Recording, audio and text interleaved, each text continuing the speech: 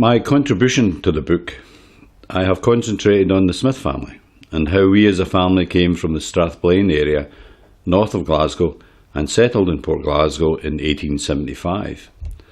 Each of the three other branches of the family, the Dunlops on my father's side, the Dick family on my mother's side, and the MacArthurs, also on my mother's side, have themselves interesting stories to tell and how they got to Port Glasgow. One in particular is about the MacArthurs. The MacArthurs on my mother's side came to Greenock from Islay about 1849. Colin MacArthur and Mary Weir were married in 1847 on Islay, and they had a son Archibald, who we meet again with his parents in the 1851 census, living in Greenock with Colin working in the distillery in Tobago Street. The marriage is interesting as Colin was an Islay man by birth, but Mary came from the Cowal Peninsula near Dunoon, almost 40 miles away. How did they meet? When I research my family's history, I also like researching their surroundings, and I began to answer my question by finding out where Colin and Mary lived on Islay before they married. It turned out that they lived on two farms next to each other, called Auchtervullen and Skerrels, about 2 miles from Islay House, just north of Beaumore. The farms have turned out to have rich connections with Scottish history and are the solution as to how Colin met Mary. The farms have histories that go back 800 years and involve a bishop, a pope, 2 Scottish kings and the Highland clearances. The Bishop of Dunkeld and Pope Innocent III, on the 9th of December 1203, agreed to form the bishopric of Iona, and the 2 farms were part of the new bishopric according to the treaty signed by the Pope. In 1494, King James IV, my favourite Scottish king, had destroyed the power of the Lords of the Isles, and he had an inventory done of the lands of Islay. He gave some to John Massian of Arnamurkin, and the farms, still church property at this date, are mentioned again in a document signed by the king. On the 15th of March 1587, James VI of Scotland, who now owned all the church's land after the Reformation of 1560, was giving land to his nobles such as Henry MacLean, and the farms, no longer church property, were part of the gift and again are mentioned in the document signed by a king. Finally, in the 1830s, William Frederick Campbell owned the island of Islay, and he wanted to increase his rent by making his farms more productive by bringing in lowland farmers who could farm differently from his existing farmers. On the 1841 census, only Colin is mentioned with his father and family living at Auchtervullen Farm, but when I look at the 1851 census, Colin's father had been moved to the smaller farm, Skerrels, and Walter Weir, brother of Mary, was farming 60 acres of Auchtervullen. So Walter, one of the new breed farmers, must have moved from Cowal after 1841, and that is how Mary and Colin met, due to the Highland clearances. It's an ill wind that blows nobody good. The second of my families, the Scots-Irish Dunlops, on my father's side, were from around Londonderry, and they arrived in Port Glasgow about the 1880s. They prospered, but tragedy happened to the family when James Jameson, grandfather to Bessie Dunlop, my grandmother, died on June the 22nd, 1896.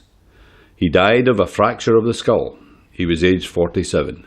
Something was dropped on his head in Russell's shipyard, fracturing his skull, and he died in the Greenock Infirmary. He was staying at 116 Bouverie Street, Port Glasgow at the time. The Irish connection remained strong, however, and my father remembered being at school in Northern Ireland, aged between 5 and 10 years of age in the early 1900s. Finally, the last of my families, the Dick family, on my mother's side, arrived from Arbroath with my great-grandfather James moving to Port Glasgow with his sister and her son about 1880 and living at Laird Street. James's father, Charles, was a flax mill overseer in Arbroath, and he and his brother had to have had good positions in the community, as both they and their families are buried with enormous gravestones in the cemetery inside the grounds of Arbroath Abbey. Now, returning to the Smith family. The Smith name today is very common. However, around Strathblane there is a long history of Smiths.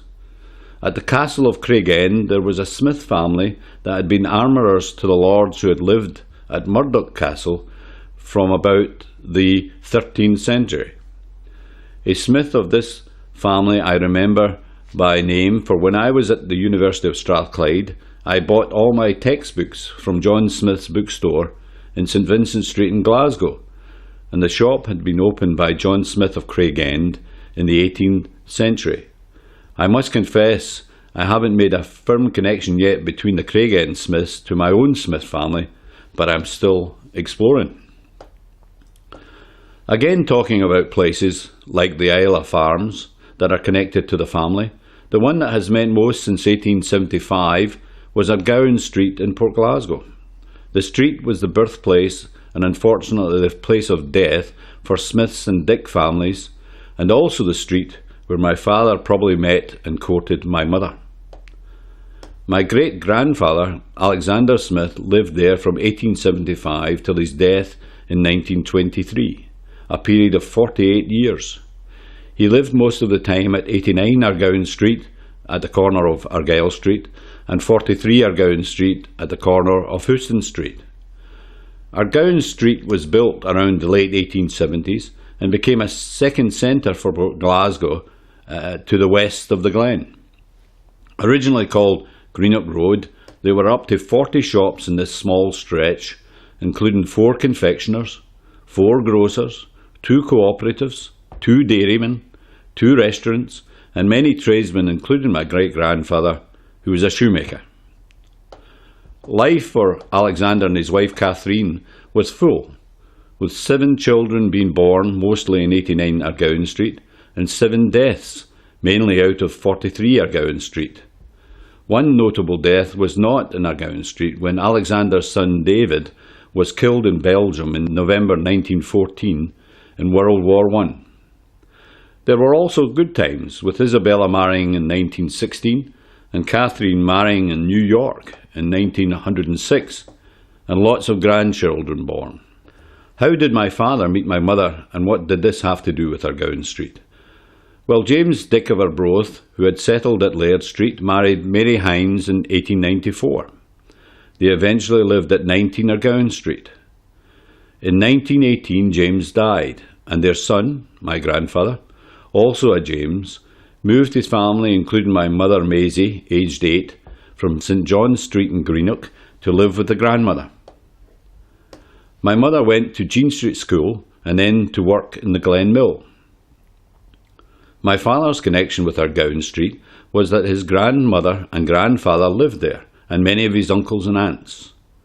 In the 1920s, he rowed for the Davy Shore Club on Russell Street, which leads off Argowan Street. He competed with his brothers John and Sam, and eventually won a Scottish gold medal racing jolly boats in 1928 in the pairs with Sam. My mother told me she used to run down the bank cheering when he raced. They were eventually married in 1932. They moved from 8 Bruce Street to 12 Park Road near Broadfield House in 1946, into a house that German prisoners of war probably had a hand in building. My brothers remember my mother giving the prisoners coffee as they worked on the Broadfield Avenue houses. I and my 4 brothers grew up there, heavily involved in another of my father's passions, model yachting at the Mill Dam that supplied water to the Gourock Roadworks. The Port Glasgow Club was very active from its formation in 1922. My father took the club to a new level by winning a British Championship in 1950 and aiding my brother Bob in winning a second British Championship at Barshaw Park in Paisley in 1954. Now we as a family are scattered far and wide. With the miracle of Skype, a web video service, we can keep almost instantly in touch. What could we have been if we had all stayed here and worked together? We will never know. The one thing we have retained is our family identity, and that is what is of importance to us above all else.